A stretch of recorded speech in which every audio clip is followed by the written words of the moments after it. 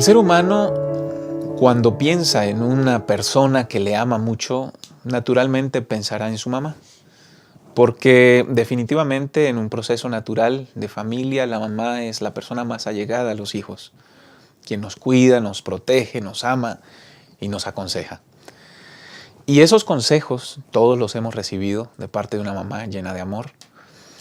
Cuando los da la mamá, tienen que ver con algo que está sucediendo puntualmente en ese momento. Sin embargo, pasan los años y esos consejos se hacen frases célebres que incluso cuando llegamos a ser padres, repetimos a nuestros hijos y recordamos que en un momento dado ese consejo surgió de los labios de una madre, pero tiene repercusiones a lo largo del desarrollo de la humanidad o del desarrollo de la vida de la persona. Lo mismo hace Jesús con el mensaje a las 7 iglesias. Un mensaje dado para iglesias en un momento y en una época particular, sin embargo, que siguen repercutiendo en la mente de cada cristiano.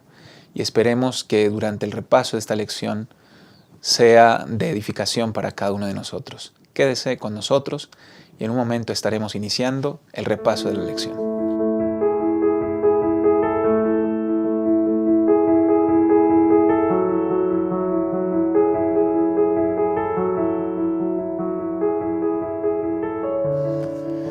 Gracias por estar con nosotros. Es un privilegio que puedan acompañarnos para que juntos sigamos creciendo en la palabra de Dios. Estamos iniciando el repaso de la lección número 3, los mensajes de Jesús a las 7 iglesias.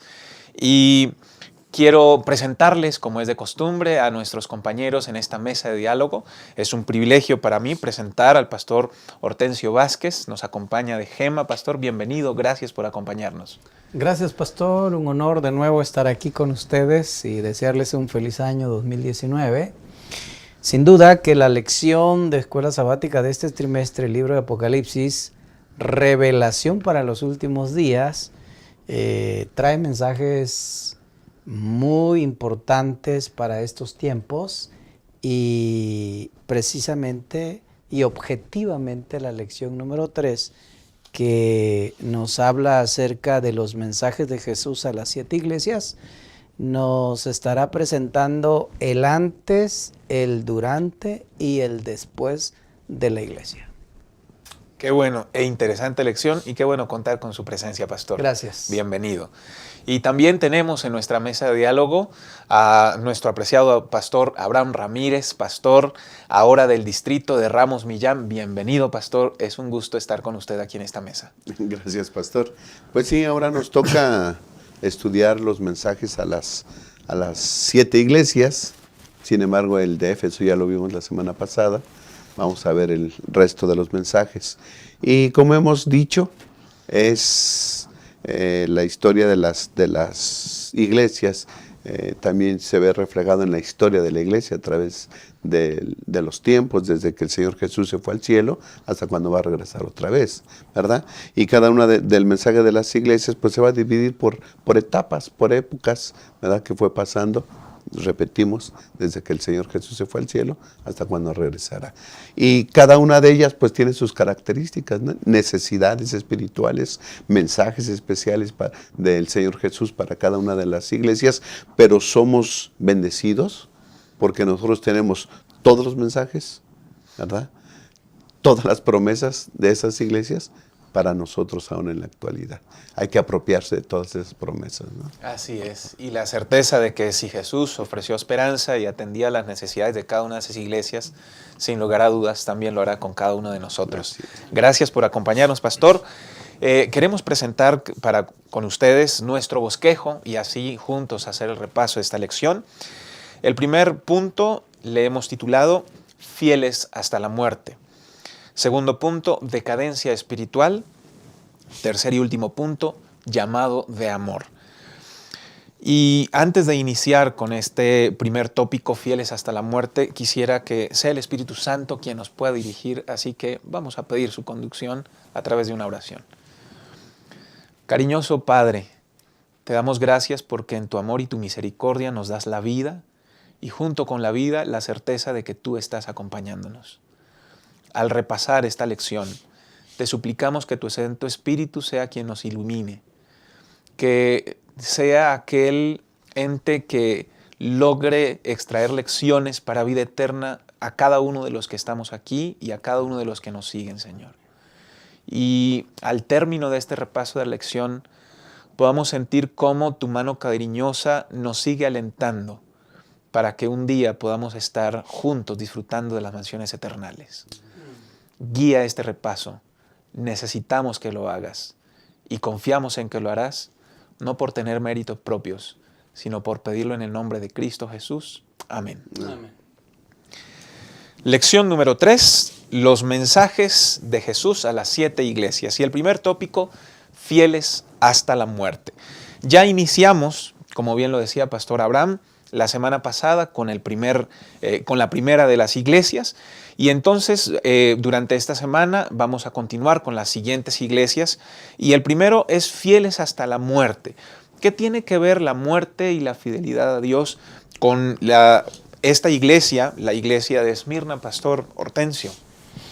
Pues para que haya muerte tiene que haber persecución, ¿no? Tiene que haber un evento que sin duda ponga en riesgo la vida de los fieles. Y justamente la iglesia de Esmirna se le conoce como la iglesia que sufrió persecución. Esa es una de las características distintivas de esta iglesia. Y ciertamente la iglesia de Esmirna padeció persecución. Fue inclusive calumniada por los fieles judíos y destinada a ser atormentada, como dice la Biblia ahí, por Satanás mismo y padecer tribulación por 10 días, ¿no? Algunos de sus miembros, de acuerdo a lo que estudiamos en esta parte de la lección, algunos de sus miembros habrían de ser encarcelados, otros serían condenados a la muerte, y por ahí consigue un dato muy importante que unos 70 años después de esta profecía que se había dicho, Esmirna fue sede de una notable serie de martirios que se extendió por varios días literales, y finalmente uno de los últimos mártires fue Policarpio, que fue uno de los ministros religiosos principales que sirvió a la iglesia por 40 años. Y él fue uno de los, conocido como de los penúltimos de los mártires que padeció al final. Pero yo estoy cierto, pastor, que el Señor Jesús, así como conoció a la iglesia de Esmirna, nos conoce ahora a nosotros. Porque Él dice, yo conozco tus obras. Él está pendiente de eso. Yo conozco tus obras, conozco tu tribulación, conozco tu pobreza. Habla acerca, conozco también de los que dicen ser judíos y no lo son, y caen en una blasfemia. Y hoy podríamos decir, soy adventista, pero en los hechos no lo soy, ¿no? O soy cristiano, pero en la práctica no lo soy. O sea, y creo que hay un mensaje muy, muy interesante. Y finalmente Dios pone una promesa que es alentadora, pues a los fieles, a los que sufren la tribulación, la persecución, el escarnio y finalmente la muerte. Pues Dios pone una promesa maravillosa, y Él le dice a la iglesia, a la iglesia de Esmirna, le dice, no temas. Creo que es contundente esa declaración de Jesús, no temas lo que has de padecer. Y luego agrega el Señor y dice, sé fiel hasta la muerte. O sea, el hecho de que nosotros seamos seguidores de Cristo, seamos nosotros cristianos, no estamos exentos de la persecución, del escarnio, del sufrimiento, del martirio y aún hasta de la muerte. Pero hay una promesa muy maravillosa, dice, yo te daré la corona de la vida. Y creo que este es el resultado de el ser fiel hasta la muerte, la corona de la vida. Y luego agrega el Señor Jesús al final y Él dice, el vencedor,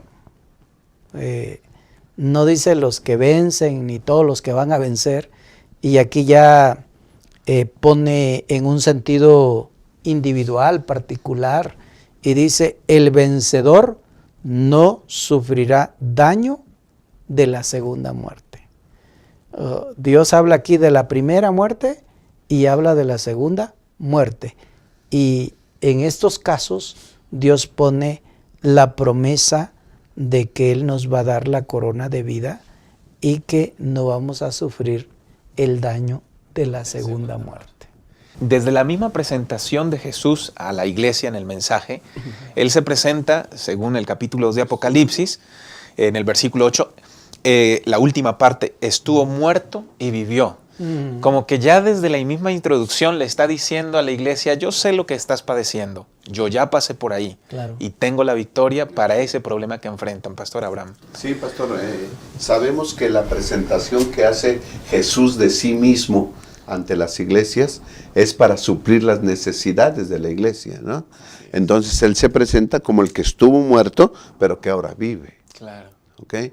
Entonces le está diciendo a la iglesia, ustedes van a padecer, van a ser encarcelados, van a padecer martirio, van a morir, muchos de ustedes van a morir, pero no tengan miedo, yo ya pasé por eso, a mí también me escarnecieron, también se burlaron de mí, también me golpearon, me escupieron y padecí la muerte, pero ahora vivo. Así es. ¿Sí? Y si yo vivo, pues ustedes también vivirán porque yo les daré la corona de la vida. ¿Okay? Y entonces la promesa que mencionaba el pastor dice, el que venza no recibirá daño de la segunda muerte. Es decir, puede ser, ¿verdad?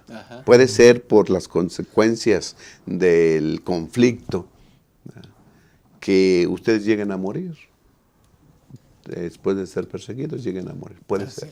Pero esta muerte, no hay problema. Yo ya la vencí.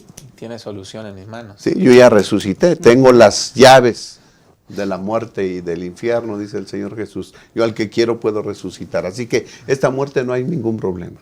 No te voy a evitar la muerte, Primera. pero te voy a garantizar la vida eterna.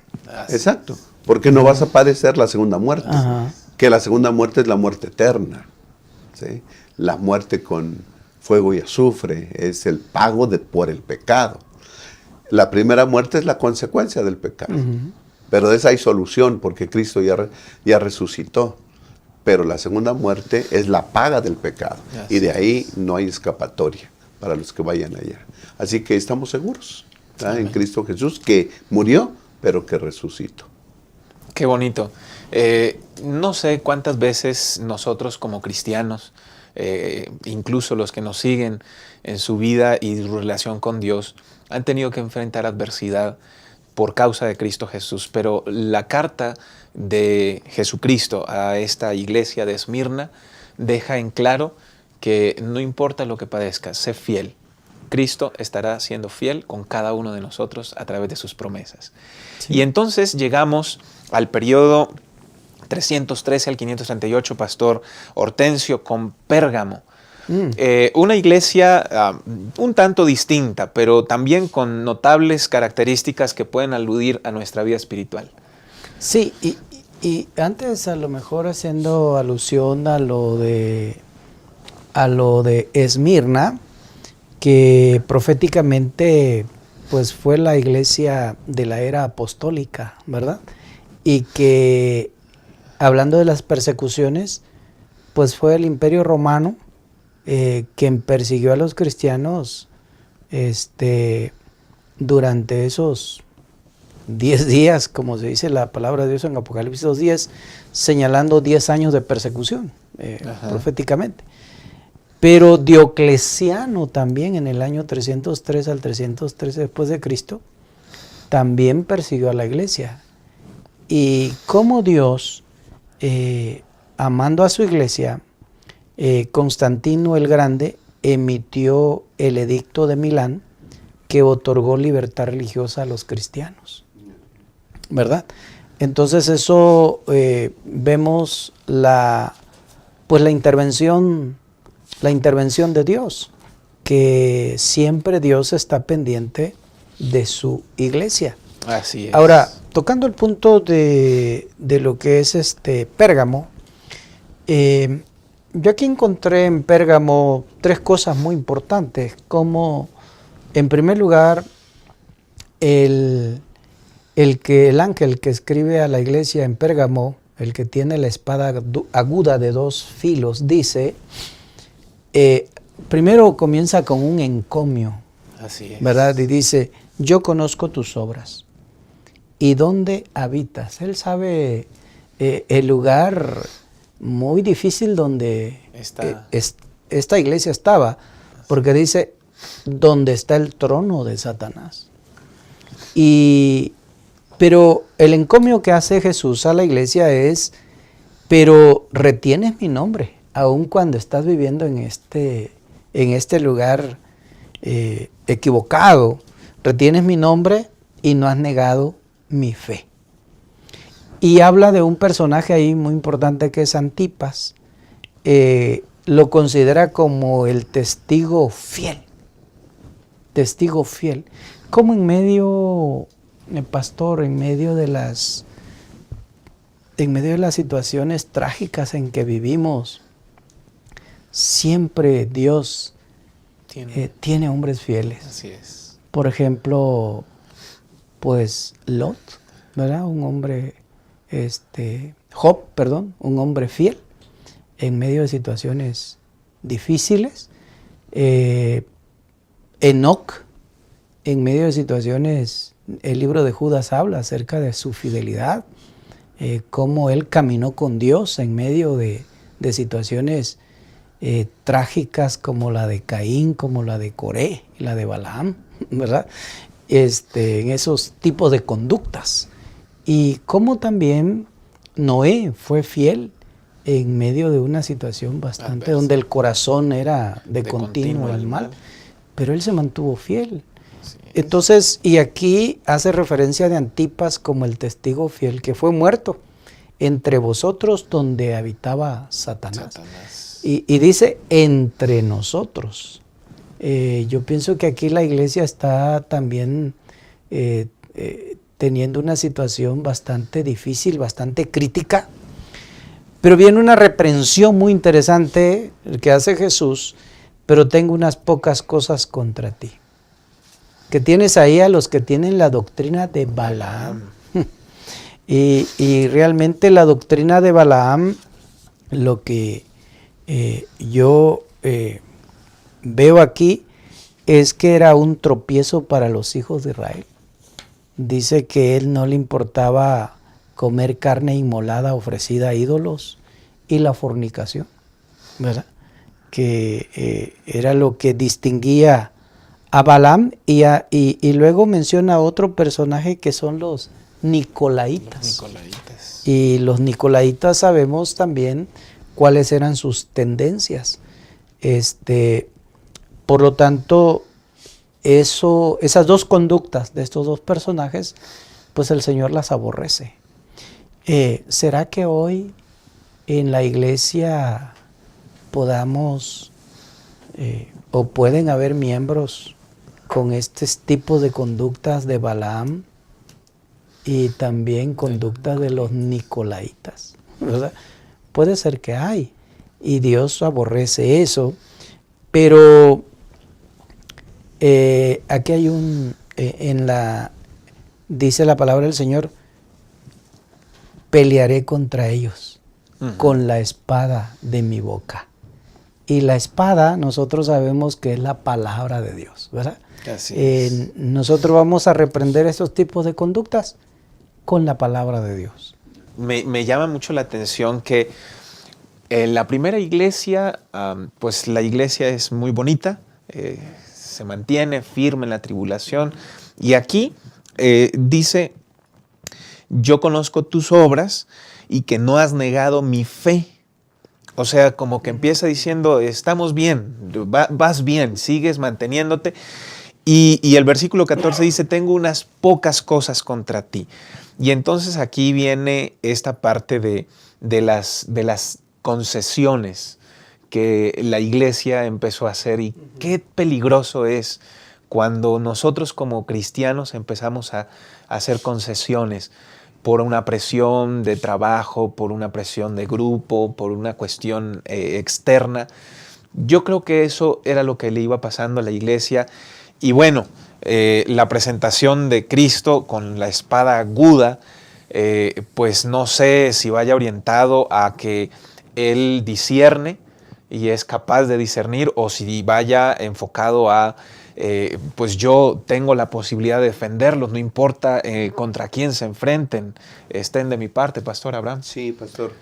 Vimos el periodo de la iglesia, representado por la iglesia de Esmirna, y vemos a una iglesia fiel que se mantiene aún a pesar de la persecución.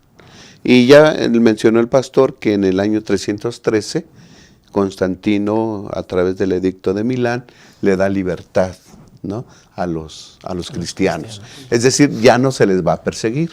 Así es. Los problemas ya no son de afuera ahora. Ahora son ¿okay? internos. Ahora son internos. Claro. Empieza a haber concesiones. Empiezan a aparecer personas que tienen la doctrina de Balaam, no de los Nicolaitas, ¿sí?, que empiezan ellos a contaminarse, ¿sí? Dicen algunos, es mejor la persecución, está uno a las vivas, alerta, no claro, alerta. Y ya cuando ya no hay persecución, empieza uno a transigir con el pecado, Así es. ¿no? Y entonces el Señor Jesús dice, bueno, estás bien, pero estás permitiendo que haya entre vosotros esta clase de personas, ¿sí? Así que ten cuidado, porque si no vendré a ti con la espada de mi boca, ¿no? Y los voy a destruir.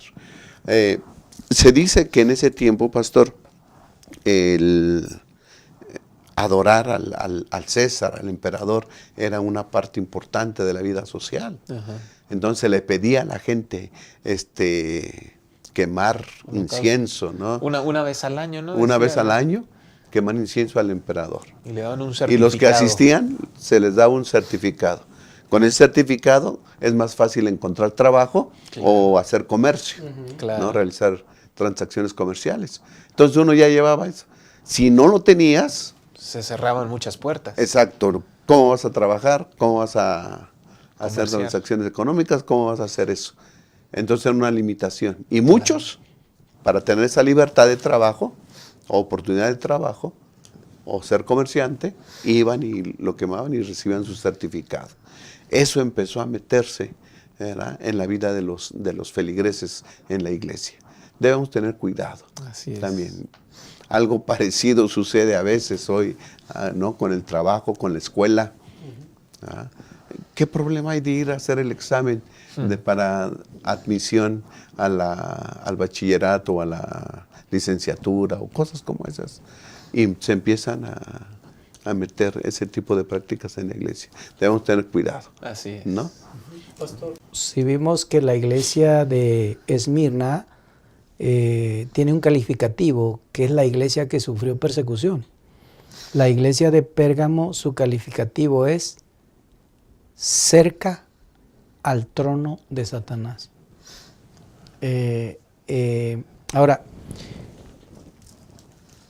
en la actualidad, si lo vemos hoy en la iglesia actual, pues Balaanes o Nicolaitas. Yo le llamaría ahora, en lugar de nombres, le llamaría conductas, ¿no? Conductas, comportamientos, concesiones que el cristiano hace con tal de, así como hacían los nicolaitas. No, hay una declaración que hay aquí, que era transigencia con el paganismo. Uh-huh. Es una concesión con el paganismo para evitar la persecución. ¿Verdad? Mejor hago concesiones y evito persecución, o evito que se burlen de mí, o evito ser criticado, o por ejemplo un cristiano que es, vamos a decir que es cristiano o adventista de su casa, pero sus papás, sus hermanos no. Entonces, ¿cómo hacer esa concesión con tal de que tus padres no te aborrezcan o no te desechen? Quiero terminar con la promesa. El versículo 17, el que tiene oído, oiga lo que el Espíritu dice a las iglesias. Al que venciere, le haré comer del maná escondido. Tiene que ver con la providencia y el sustento divino para el ser humano, al que venciere. Y sigue diciendo, y le daré una piedrecita blanca con un nombre escrito, un nombre nuevo, que ninguno conoce sino aquel que lo recibe. Y me hace pensar de el momento cuando seamos salvos y Dios ponga una identidad renovada en cada uno de nosotros. Si hemos estado siendo presionados a hacer transigencias con el pecado en la universidad, en el trabajo, en el vecindario, recordemos que Dios tiene más poder para sostener nuestras necesidades y tiene la posibilidad de salvarnos a cada uno de nosotros. Ojalá nos mantengamos firmes. Quédense con nosotros. En un momento regresamos para continuar creciendo en la palabra. Como sabes, en este trimestre estaremos estudiando la lección sobre el libro del Apocalipsis. Y en esta ocasión quiero recomendarte algunos libros que pueden acrecentar el estudio de esta parte extraordinaria de la Biblia. Primero quiero sugerirte la colección del pastor Mervyn Maxwell, un clásico que todos aquellos que amamos el estudio de la profecía hemos leído en 2 tomos, Daniel y Apocalipsis. Esta es una lectura necesaria, fundamental, para que tú aprendas a descubrir los maravillosos mensajes del libro del Apocalipsis. Otro también de nuestras recomendaciones sobre el libro de Apocalipsis es este libro, Las profecías del fin, de el pastor Hans Larrondel. Esta es una obra muy sencilla, pero muy bien escrita, que tú puedes disfrutar y está al alcance de todos. Pero también en esa misma tesitura se encuentra esta obra del pastor Jacques Doukhan, actual profesor de la Universidad de Andrews, Secretos del Apocalipsis. Esta obra de verdad es para disfrutarse, es para comprenderse y es para conocer mejor la palabra de Dios en una lectura muy fácil. También tenemos para ti de este tipo de materiales este libro Apocalipsis, mensaje misericordioso y oportuno, del doctor Mervyn Alomía.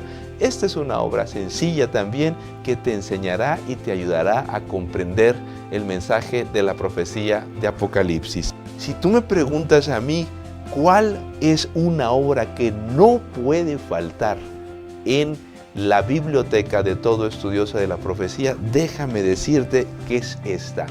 El Simposio de Apocalipsis en 2 tomos. Durante mucho tiempo solo estuvo en inglés. Hoy, gracias al Señor, lo tenemos en español. Simposio sobre Apocalipsis, una obra erudita, pero también al alcance de la comprensión de los lectores de las Escrituras y los investigadores de la Biblia. No puede faltar en tu casa. Corre a comprarla a tu librería Gema porque es muy buena y muy importante que tú la leas. Y finalmente te quiero sugerir 2 obras del Espíritu de Profecía que este trimestre especialmente te ayudarán a entender el estudio de la lección. El primero de ellos es Eventos de los Últimos Días. Esta es una obra que es un resumen de aquellos eventos que sucederán en los últimos días de la historia de este mundo, con las explicaciones que da Ellen White. Y esta obra para mí es una de las mejores compilaciones que se ha hecho también sobre el tiempo del fin. Se escribió como matutina, se preparó como matutina hace varios años, pero es tan buena que se ha seguido editando. Maranata, el Señor viene. Cada vez que yo la leo, enriquece mi vida y me da esperanza en los últimos días de este mundo. Quiero sugerirte que acrecientes tu estudio de la lección con estas obras. Ve a tu librería Gema, acércate, porque el precio es muy accesible para ti y para tu familia, y verás que el estudio del Apocalipsis te va a parecer extraordinario. Que Dios te bendiga y que puedas adquirir estas obras hoy mismo.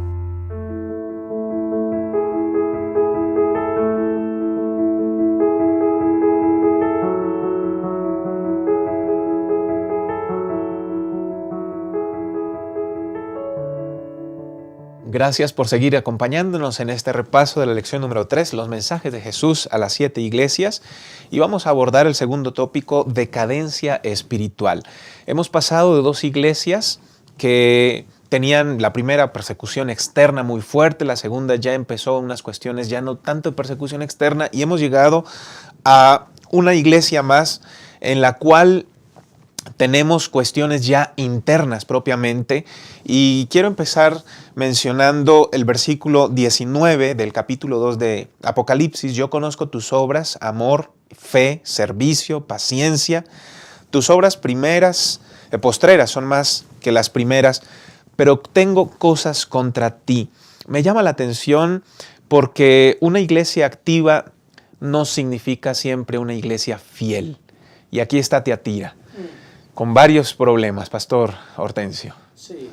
Esta iglesia, la iglesia de Tiatira, se conoce su calificativo como la que toleró a Jezabel. Y ciertamente que esta iglesia sin duda que simboliza la condición del cristianismo tanto de esa época como de hoy. Porque el peligro de esta iglesia no provenía de fuera, sino de dentro.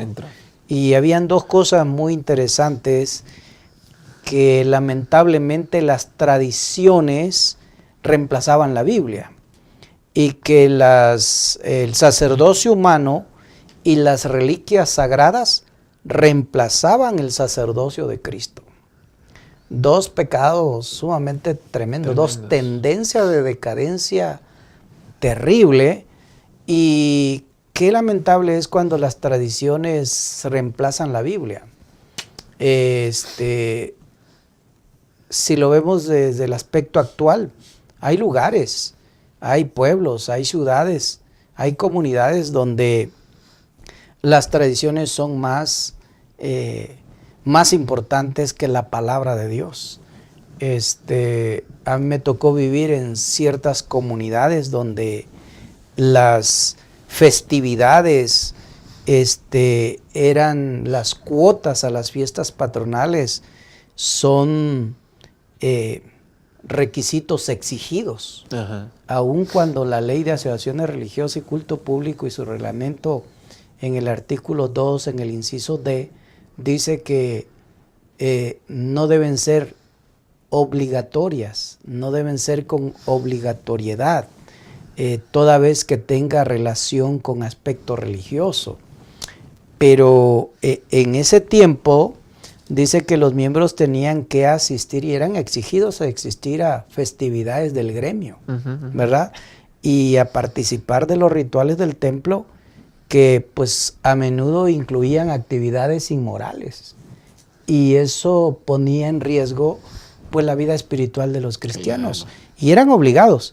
Y quienes no tenían o a menudo pues no podían hacerlo, no querían hacer estas prácticas, pues sin duda sufrían exclusión.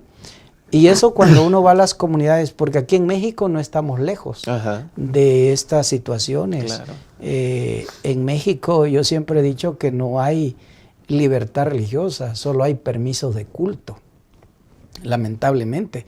Porque si vamos a comunidades, cuando ya vivimos en comunidades, a mí me tocó vivir en comunidades como San Juan Chamula, como San Cristóbal de las Casas, pues Las Margaritas, Altamirano, otros lugares donde ahí tú ves literalmente que las tradiciones son más importantes que la palabra de Dios. Así es. Y son exigidos a participar. Y si tú no participas, pones en riesgo, pues, tu patrimonio, tus ayudas, porque muchas veces hasta a estos miembros le dan 15 días, un mes, para vender sus propiedades, su ganado, sus cosas, e irse de sus comunidades. Entonces, estamos viviendo situaciones que vivió la iglesia de Tiatira en ese tiempo. ¿Por qué? Porque toleramos muchas cosas, esas conductas de Jezabel, que son las tradiciones, pues sobre todo a que nosotros nos expongamos a ofrecer nuestra fe, nuestro servicio a ídolos. Y esto justamente es lo que nos llama la atención, la palabra de Dios y la lección a través del mensaje de Jesucristo a la iglesia de Tiatira. Que estemos atentos y alertas. Así es, me llama mucho la atención el comentario. Dice que aquí toleraba, es decir, no es que vinieron a decirles algunas doctrinas de Jezabel, sino que consintieron en ellas y promovieron. Pues cuando digo tolero es porque estoy de acuerdo, lo permito, lo promuevo. Y Ranco en sus comentarios dice que Tiatira se fue al extremo de enfatizar el amor y el evangelio y dejó a un lado la doctrina y la conducta, un riesgo muy peligroso que hoy todavía se corre, Pastor Abraham. Sí, Pastor, si recordamos este periodo de la iglesia de Tiatira representa desde el año 538 en adelante, es decir, toda la Edad Media, ¿sí?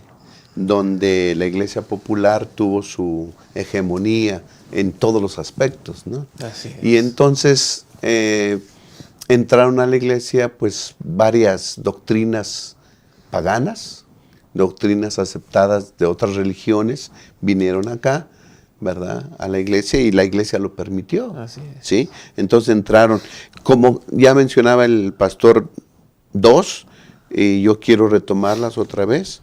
Por ejemplo, que la tradición reemplazó a la Biblia. Así es. La Biblia la gente no tenía acceso a la Biblia. ¿Sí? Estaba oculta. Se dice que solamente la iglesia lo podía interpretar y leerla, ¿no? Y entonces para la población, no nada. había acceso. ¿Qué es lo que prevalecía? Pues las tradiciones Así es. que la iglesia establecía, ¿no? Otra de las cosas era un sacerdocio humano y las reliquias sagradas, ¿sí? Esas reemplazaron a la Biblia y reemplazaron al sacerdocio de Cristo, es decir, el sumo pontífice, que es Cristo Jesús, que es el puente, ¿no? Porque pontífice es lo que quiere decir, es un puente entre el cielo y la tierra. Cristo Jesús, bueno, fue suplantado, ¿sí?, por el Papa y los poderes que había, por el sacerdocio humano. Los fieles tenían que venir y confesarse delante de un sacerdote y decirle. Y el sacerdote le imponía ciertas cosas para que sus pecados sean perdonados. Esa es otra cosa. Las obras como medio de salvación. Cuando la justicia de Cristo es lo que nos salva, lo que nos limpia de pecado, ¿no? Así que esas doctrinas fueron aceptadas y ahí se efectuó el adulterio espiritual que dice que la apostasía que Jezabel promueve, ¿no? La inmoralidad sexual, ¿verdad? El adulterio espiritual. Entonces, esas doctrinas vinieron a suplantar la verdad de Cristo y su obra sacerdotal que hace por nosotros en el santuario celestial. Así que fue un periodo oscuro. Terrible. ¿Sí? Fue la Edad Media, donde las artes, la ciencia no crecieron, todo quedó ahí estancado, y la iglesia también está estancada y casi muerta. Lo maravilloso es que hay un elogio, Sí. a pesar de todo, ¿ah? Sí. Hay un elogio de Jesús como un encomio, y que le dice a la iglesia de Tiatira que la elogia por su fe y por su amor, por sus obras y su servicio, que esto apuntan a la reforma y al inicio de un retorno a la Biblia. Y justamente, pues, bendito Dios que la Organización de las Naciones Unidas solicitó pues al Vaticano que se le permitiera a los cristianos leer las Sagradas Escrituras, ¿verdad? Y gracias a eso, hoy nosotros tenemos acceso a volver a la Biblia y volvernos como el pueblo de la Biblia, la iglesia de la Biblia. Y yo creo que esta sería la invitación para la iglesia actual, ¿no? Alabado sea el nombre de Dios porque hoy tenemos la libertad y tenemos el acceso a las Sagradas Escrituras para que nosotros podamos ahora fortalecer nuestra fe y estar atentos de no reemplazar la Biblia por las tradiciones, ni reemplazar el sacerdocio humano por el sacerdocio y el ministerio intercesor de Cristo Jesús. Si tenemos acceso a la Biblia, pues aprovechar y leerla. Claro. ¿no? Claro. Acudir cada día. Claro. Allí el versículo 25 del capítulo 2, lo que tienes, reténlo hasta que yo venga. Importante llamado de Dios a nosotros, a la iglesia de ese entonces, pero a nosotros, al conocimiento de su palabra, mantenerlo. Y llegamos a la iglesia de Sardis, Pastor Hortensio. Otra iglesia que lamentablemente, como lo dice nuestro tópico que estamos analizando, pues es una iglesia que cae en decadencia espiritual. Sí. El calificativo que se le da a esta iglesia es la iglesia estancada. Qué interesante, ¿no? El calificativo que le da. Es la iglesia estancada. ¿Por qué? Porque Sardis en los días de Juan se sentía muy segura, como para irse a dormir, ¿verdad? Porque vivían en una comodidad muy importante, pues que simplemente se habían estado en un estado de confort, ¿verdad? En un estado de confort. Por eso el mensaje a la iglesia de Sardis se aplica proféticamente a la situación espiritual de los protestantes en el periodo posterior a la Reforma. ¿Sí? Y aproximadamente, pues en ese tiempo, a medida que la iglesia caía en un formalismo inerte y en un estado de complacencia espiritual, bajo el impacto de la creciente ola de racionalismo y secularismo. Y hoy, pues en actualmente, hoy vivimos, nuestros jóvenes, nuestros hermanos, viven en esta ola de racionalismo y secularismo. Yo he dicho que hoy la iglesia tiene más profesionales, pero menos espirituales. No sé si diga una herejía, pero la espiritualidad está disminuyendo al profesionalismo. Entonces, como que estamos llegando a una iglesia estancada espiritualmente, en un confort de lo que nos acostumbramos pues a ir a la iglesia, sentarnos. Algunos solo llegan al primer culto y no esperan ni la escuela sabática. Y otros llegan a la escuela sabática pero no esperan el segundo culto, ¿verdad? Y estamos viviendo en esa situación carente de interés espiritual. Sí, me llama la atención que aquí no está hablando de herejías como las otras iglesias anteriores, sino de un letargo, un conformismo. Así es, pastor. Ya tengo y con eso me quedo. Es suficiente. Así es. ¿No? Ni para adelante. O sea, con lo que tengo es suficiente en mi vida espiritual y no voy más allá. Además tengo argumentos para sostener mi posición. Son argumentos filosóficos y dice aquí que en ese tiempo el racionalismo, ¿no? La diosa razón. ¿Sí? Hay que razonar, hay que pensar y eso sustituye a Dios. Porque si tú admites a Dios, pues tienes que creerlo todo por fe. Pero si... Aunque no practiques. Exacto. Y si lo piensas, Ya. ¿sí? Si piensas, si razonas, a lo mejor no es tan así. Ajá. ¿Sí? A lo mejor analizarlo. Dios no existe, a lo mejor los milagros no son como lo dice la Biblia, O no es ¿verdad? lo que- Podemos darle otro, ¿cómo le diremos? Perspectiva. Perspectiva. Otro ¿verdad? contexto. Otro contexto. No simplemente, la Biblia no es la única guía Así es. de dirigir mi vida, para dirigir mi vida.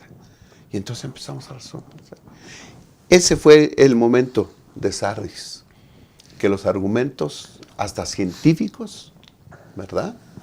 Filosóficos, el racionalismo vino a suplantar la Biblia. Así es. Creo que debemos nosotros sustentar nuestra vida en algo seguro, en un ancla segura, que es la palabra de Dios, y no en argumentos filosóficos o de la razón, porque al fin y al cabo la razón, ¿verdad? Pues es finita en contra de todo lo infinito, el pensamiento infinito que tiene nuestro Dios. Debemos entonces basar en algo seguro, que es la santa palabra de Dios. Así es. Este momento de decadencia espiritual que se menciona en Apocalipsis, y recordando que pues es una mención a una iglesia local, también histórica, pero también tiene que ver una apelación a nuestra vida espiritual, pues sería bonito revisar cómo estamos. Tal vez no estamos abrazando doctrinas falsas, pero tal vez hemos llegado a un confort y a una de llegar a la razón de todo, buscar los porqués y estar estancados, gozar vida, pero finalmente estar muerte. Y el llamado del capítulo 3 y el versículo 3 es: despierta y sigue velando. Despertemos y sigamos velando. En un momento regresamos con el repaso de la lección.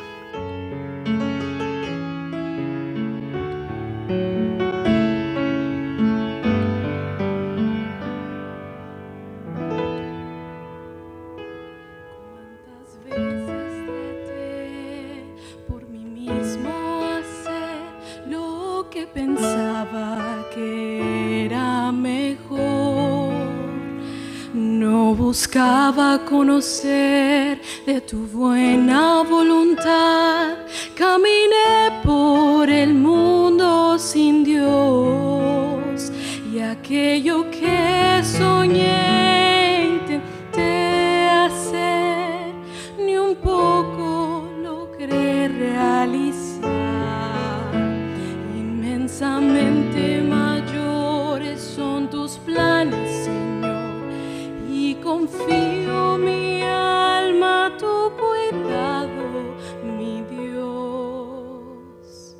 Cambio cada día esos sueños por los sueños de Dios, pues son de alegría y prosperidades. Completa paz hay junto a ti, y tu gran voz ya puedo oír, Señor, cuando en silencio me quede. Y de mis sueños por fin ya desistí, cuando tus planes comprendí. Y hoy mi sueño, Señor, mi mayor sueño es que sueñes por mí.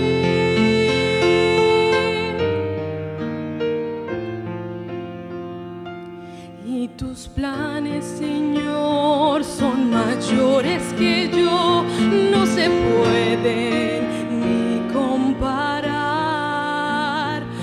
Una vida feliz es tu plan para mí. ¿Cómo pude dudar yo de ti? Sé de cuánto me amas y que quieres hacer mi mundo mucho mejor. Por eso dejo a un lado esos planes, Señor, y confío mi alma a tu cuidado.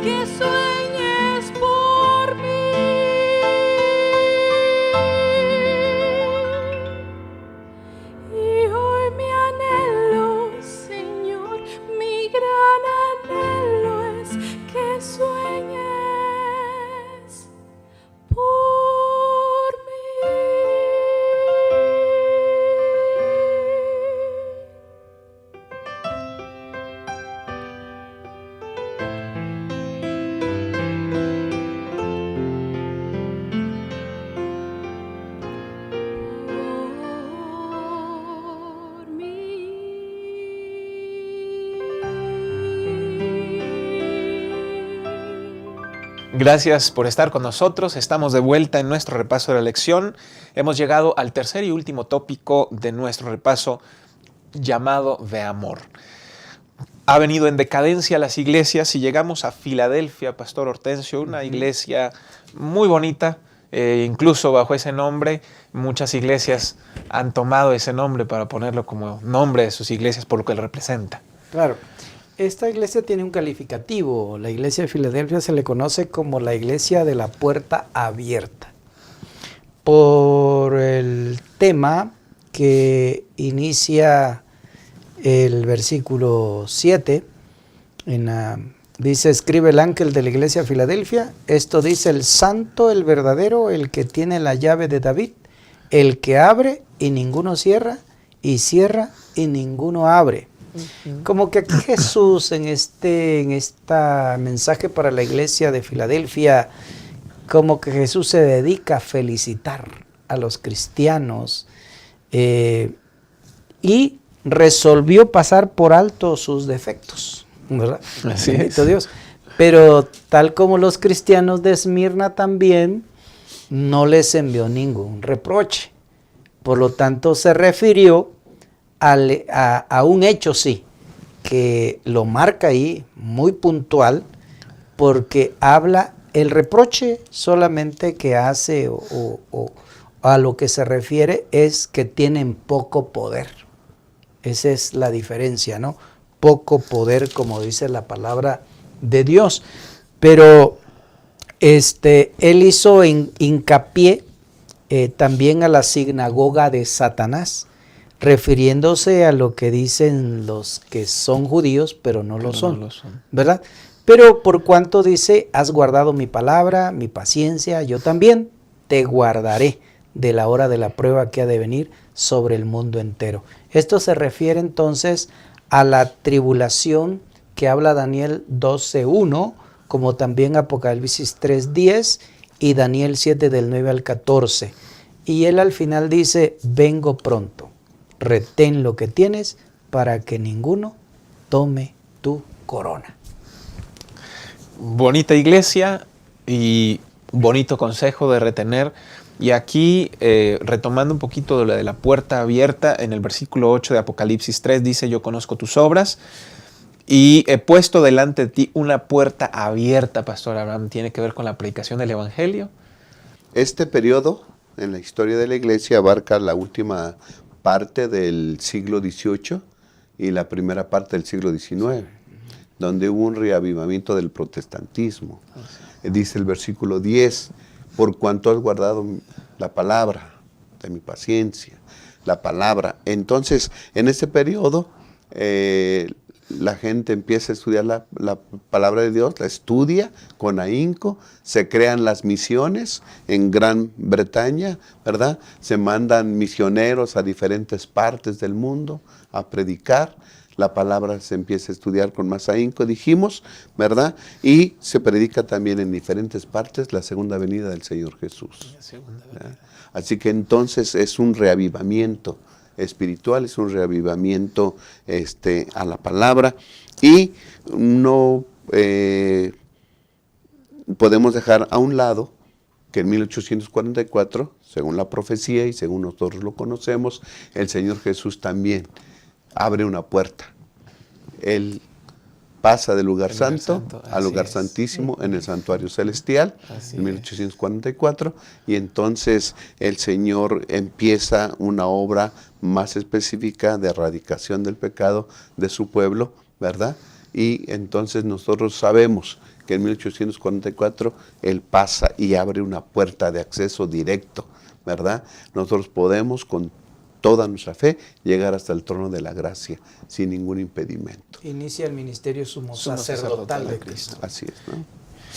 Y llegamos al final de las iglesias y no sé, es un contraste que yo veo demasiado fuerte entre estas dos iglesias, Filadelfia y la Odisea, porque al contrario de Filadelfia, la Odisea no tiene ninguna cosa buena aparentemente. Al leerlo, Pastor Hortensio, llegamos a una iglesia que según los tiempos proféticos pues tiene que ver con nuestras circunstancias y nuestra vida actual en la fe.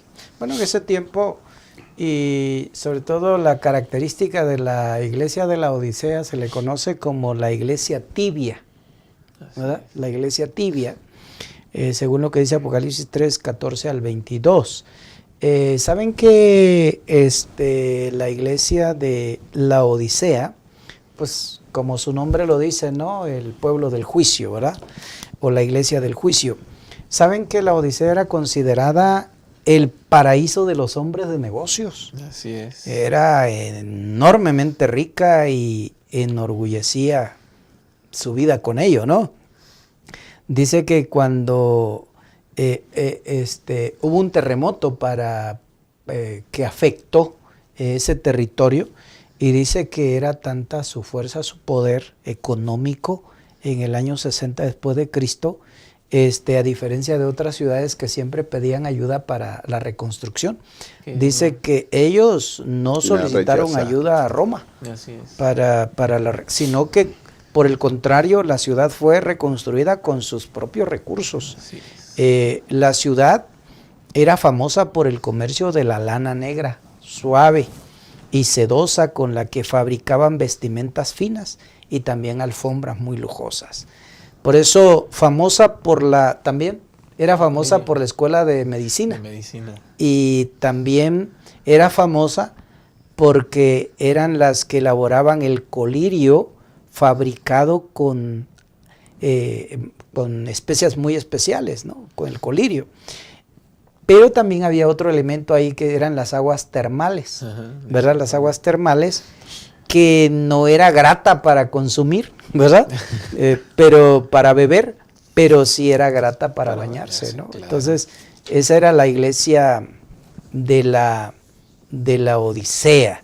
Y pues ahí vienen las reprensiones también de Dios, ¿no? Las reprensiones de Dios, donde habla acerca de la autosuficiencia, que sin justificación alguna. Y Jesús les veía una reprimenda dura.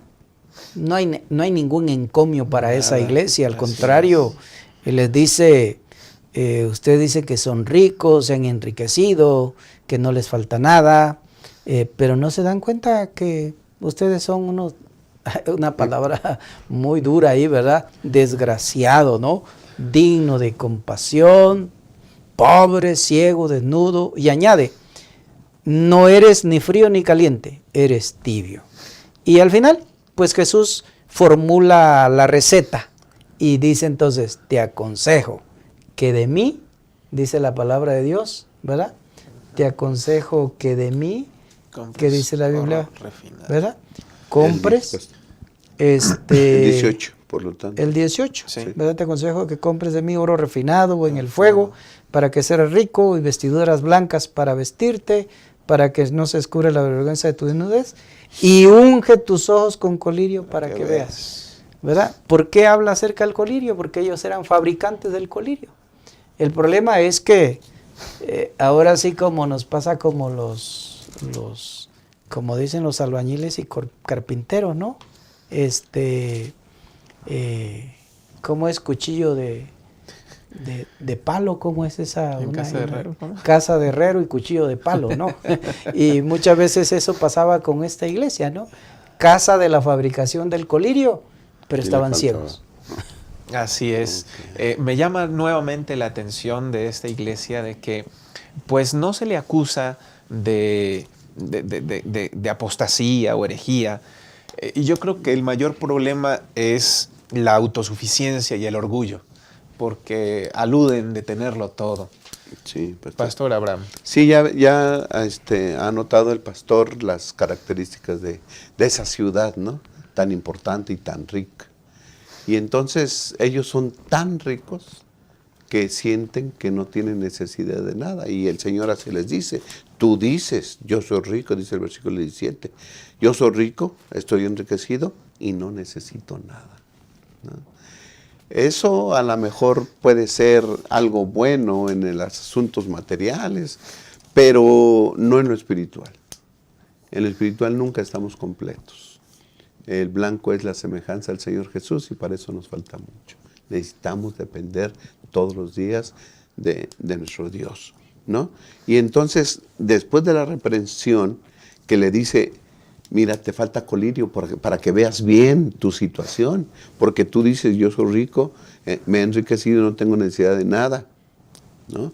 Pero no sabes que eres un cuitado, miserable, pobre, ciego, desnudo. Lo pone en su lugar, ¿sí? Pero para que te des cuenta que estás así, necesitas un colirio. Así Ahora, dice el versículo 18, te aconsejo que compres de mí oro, vestidos blancos y colirio para que veas. Ahora, ¿por qué no se los regala Dios? Dice, yo te aconsejo que de mí compres. Así es. Es una transacción. Dame algo. Yo te doy esto, pero dame algo. Entonces, ¿qué es lo que tiene que dar el feligrés, la iglesia? ¿Qué es lo que tiene que dar? Bueno, su orgullo, su complacencia, su autodependencia. ¿no? Ese es Es el la llamado de transacción. amor de Dios, ¿no? Dame eso y yo te doy oro, ropas, colirio. Pero deja tu orgullo. ¿Estamos de acuerdo? Y si eso pasa, ¿verdad? Entonces yo te prometo, Ajá. ¿sí? Y además, aunque no se le hace ningún elogio, tampoco se le rechaza. Así Dice, es. He aquí yo estoy a la puerta. No se le rechaza. Dios muestra su amor para con esa iglesia. Dice, yo estoy a la puerta y llamo. Y creo que es uno de los mensajes más bonitos, ¿no? Más amables que hace el Señor para con su iglesia. Yo estoy a la puerta y llamo. Si alguno oye mi voz, el que quiera, abre la puerta y entraré con él y cenaré con él y él conmigo. Es una invitación a una amistad, es una invitación a una cordialidad, ¿sí? Es un llamado para estar juntos siempre. Y Dios lo deja a nuestro criterio. Así ¿Oyes el llamado? Abre. Aunque oigas, pero si no quieres abrir. es. No hay Bueno, nada que hacer. Nosotros, la iglesia, cada vez escuchamos el llamado de Dios. Pero Dios es un caballero. Dios nunca va a patear la puerta para entrar. Siempre va a pedir permiso. De nosotros depende si le abrimos o no le abrimos la puerta, ¿no? Así es. Ese llamado de amor que Dios hace a la iglesia es un llamado que repercute para nosotros hoy todavía. Y así como las iglesias van en decadencia espiritual, las promesas se hacen más fuertes y más importantes. Esta promesa particularmente me llama la atención los versículos 18 y 21, cuando habla de vestiduras blancas, y obviamente está relacionado allá con el capítulo 16 de Apocalipsis, el versículo 15, cuando habla de la vestidura blanca de la justicia de Cristo para cerrar la historia de pecado. Y el versículo 21, la misma alusión, al que venciere le daré que se siente conmigo en mi trono. Qué preciosa promesa. Imaginarnos cómo será la vida eterna y el final, erradicación total del pecado. Hemos llegado al final de nuestra lección de escuela sabática. Creo que hay mucho por decir, el tiempo es corto. Gracias por acompañarnos. Y antes de irnos, agradezco, Pastor Hortensio, por su compañía, sus aportes, y quisiera saber si hay alguna conclusión, un mensaje final que quisiera extender. Sí, pastor. Al análisis de estas 6 iglesias, al ver los encomios, al ver las reprensiones y al ver las promesas y al ver toda la situación que pasa con la iglesia, no puedo decir otra cosa que aquí vemos en este panorama que la iglesia, aunque débil y defectuosa, constituye el único objeto en la tierra a la cual Cristo otorga su consideración suprema. Y Él está observando constantemente el proceso de la iglesia, pero lleno de solicitud por ella, y la fortalece cada día mediante el Espíritu Santo. Que el Espíritu Santo fortalezca nuestra fe, nuestra esperanza, y nos ayude a aprovechar, a aceptar las reprensiones de Dios, pero también sabiendo que en medio de todo eso hay encomios de Dios y están las promesas de Dios que Él es fiel. Yo concluyo con 3 palabras, que al ver estas 6 iglesias, yo veo a un Dios bueno, a un Dios misericordioso y a un Dios fiel. Amén. Amén. Muchas gracias, Pastor Hortensio, por habernos acompañado en este repaso de la lección. Pastor Abraham, hemos llegado al final. Muchas gracias. ¿Alguna conclusión, un mensaje final? Sí, pastor, a todas las iglesias el Señor le dice, yo te conozco, ¿no? Yo te conozco. Y sin duda alguna, Dios sabe nuestro vivir. Y lo podemos tomar como iglesia, lo podemos tomar un mensaje personal. Y dice Dios, yo te conozco. Sé cuáles son tus debilidades y sé qué es lo que haces positivamente. Y yo creo que en forma general es, deja de hacer lo malo, yo te invito a hacer lo correcto, y todas las promesas que encuentras aquí en este libro santo van a ser tuyas. Así es. ¿No? Hagamos caso al testigo fiel, Amén. que es como se presenta con la iglesia de la Odisea, el testigo fiel y verdadero. Hagámosle caso a la invitación, dejemos de hacer lo malo, acerquémonos a Él en una dependencia total y obtengamos las promesas que Él nos ofrece. Es tan bueno y misericordioso que conociéndonos no nos rechaza, sino que nos muestra su amor. Amén. Los consejos de una mamá se replican en los hijos y llegan a los nietos y los bisnietos. Consejo divino a través de Juan para iglesias repercuten en nuestra vida hoy sin lugar a dudas. Cuando Dios llamó a cada iglesia, cuando Jesús escribe estas cartas a cada iglesia, en sus entornos difíciles de comercio, de apostasía, muchas influencias diferentes y negativas para el cristianismo, el llamado no fue salir de ellas, sino a mantenerse fiel en medio de ellas. Tal como Juan 17 lo dice, no ruego que los quites del mundo, sino que los guardes del mal. Ojalá cada uno de nosotros, en donde estemos, podamos estar guardados del mal, escuchando la voz de Dios, siendo guiados por el Espíritu Santo y atendiendo al llamado de amor. Que Dios les bendiga.